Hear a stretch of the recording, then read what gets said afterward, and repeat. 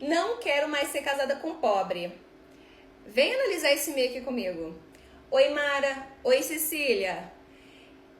Eu me sinto vivendo uma história de filme, mas acho que eu estou errada nessa história, Mara. Quase certeza que eu estou a um passo de virar a grande vilã dessa história toda. Mas a verdade é que eu cansei de ser casada com um pobre. Eu vou me explicar. Estou mandando meu relato aqui para você porque percebo que você faz as suas análises sem lacrar, sem xoxar, sem desrespeitar ninguém. Gostaria de pedir carinhosamente para as suas seguidoras que escutassem o relato até o final antes de julgar. Deixa para julgar depois. Estão vendo aí, meninas? Deixa para julgar depois. Escuta o relato até o final. Adoro assistir seus vídeos, Mara. Obrigada pelo carinho, Cecília. Eu e minha irmã fomos criadas com tudo, do bom e do melhor. Meu pai é médico, minha mãe é empresária e quando nascemos, eu tenho uma irmã gêmea. Nossos pais já eram muito bem-sucedidos. Eu estudei nas melhores escolas, com 12 e 13 anos eu já era fluente no inglês. Com 18 eu já tinha viajado para muitos outros países. Fui criada vestindo as melhores roupas, almoçando e jantando nos melhores restaurantes. Eu estava na metade da minha faculdade de arquitetura quando conheci Tiago. Eu com 23 e ele com 25. Eu me apaixonei. Desde o primeiro dia que ficamos, nunca mais nos desgrudamos. Tiago sempre foi maravilhoso comigo, mas tinha uma incompatibilidade enorme na nossa classe social, pois ele era bolsista fazendo matemática, vindo de uma família sem muitos recursos, enquanto eu nem sabia o que era ter que contar dinheiro.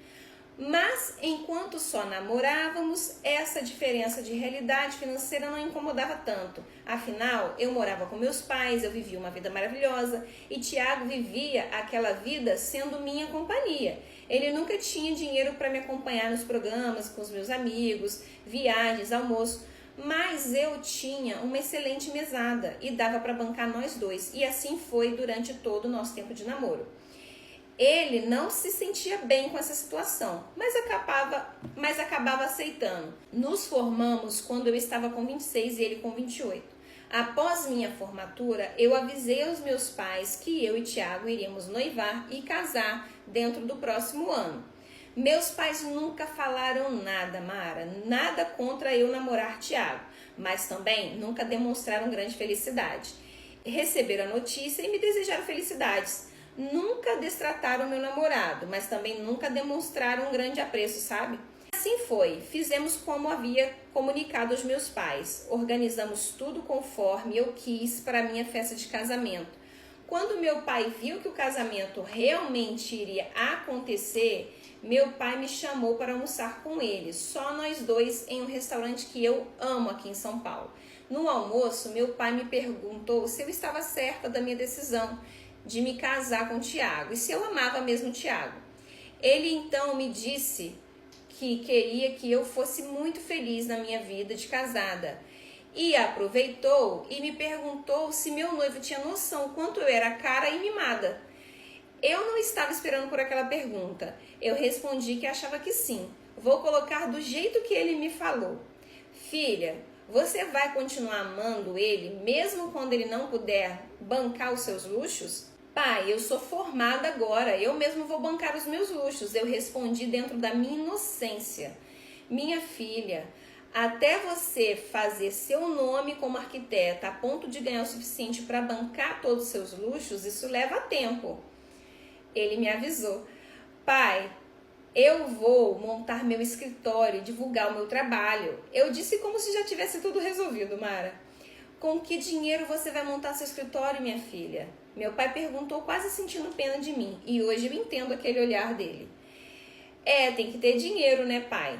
Eu comecei a entender que eu nunca tinha tido que pensar em dinheiro antes. Eu sempre usufruí do dinheiro dos meus pais e eu nem sabia que aquele almoço era, na verdade, uma despedida da vida boa que meus pais me proporcionavam até aquele momento.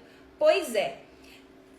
Tem que ter dinheiro para tudo nessa vida, minha filha. Por isso eu e sua mãe trabalhamos tanto para dar uma vida boa para você e para sua irmã.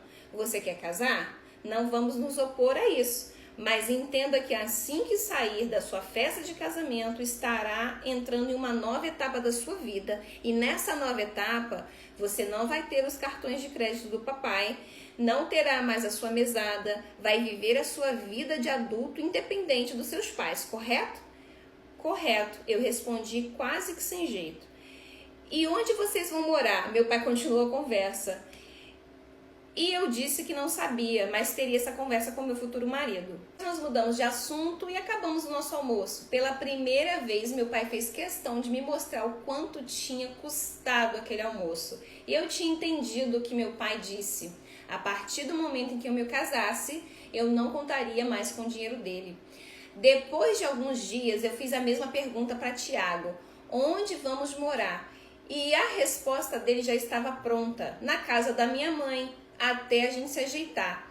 Acho que essa foi a primeira vez que eu escutei uma frase de pobre tendo que jogá-la para minha realidade, só até a gente se ajeitar. Assim fizemos. Eu tive uma festa de casamento maravilhosa, até porque eu contratei tudo com o dinheiro do meu pai. Eu ainda tinha o cartão e ainda tinha mesada. O que eu não conseguia pagar com isso, eu ligava para o meu pai e ele fazia um Pix. Mas meu pai fez o que havia falado. Assim que eu casei, cortou tudo. E eu iniciei minha nova vida com o meu marido na casa da minha sogra, em outro bairro bem inferior a que eu estava acostumada a morar. Ainda bem que eu já tinha um carro, que tinha sido presente do meu pai quando eu tinha entrado para a faculdade. Senão, nem carro eu teria. Vou fazer 3 anos de casada. Ainda moro na casa da sogra com meu marido, que é professor de matemática, ganha muito mal. Eu consegui um emprego em uma empresa de arquitetura. Levo 2 horas quando não pego o trânsito para chegar no meu trabalho e não ganho bem. Eu e Tiago estamos sempre discutindo por causa de dinheiro. Chega final de semana, estamos esgotados e sem dinheiro para nada, nem para uma programação legal. Não a que eu estava acostumada a fazer. Acabei me afastando de todos os meus amigos porque Tiago não tem assunto com eles e se sente desconfortável em estar no meio de toda aquela gente falando de coisas que ele nunca tinha falado antes. A família do Tiago também não gosta de mim, me chama de metida, mimada, que eu gosto de me alimentar bem, que eu gosto de frequentar academia, porque sou disciplinada, gosto de coisas boas. No último final de semana, fui almoçar com meus pais e Tiago não quis ir porque estava cansado e queria dar atenção para a mãe dele.